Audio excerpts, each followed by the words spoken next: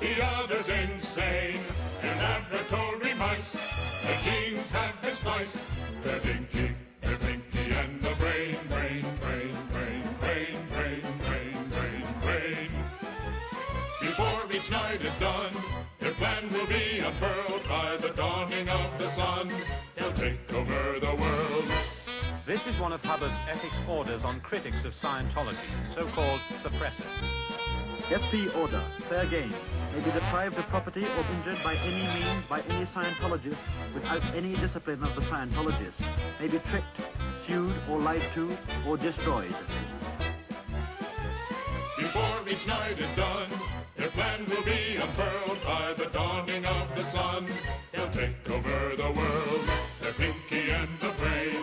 Yes, Pinky and the Brain. Their twilight campaign is easy to explain.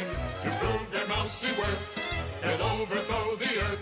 They're Dinky, they're Pinky and the Brain, brain, brain, brain, brain, brain, brain, brain, brain.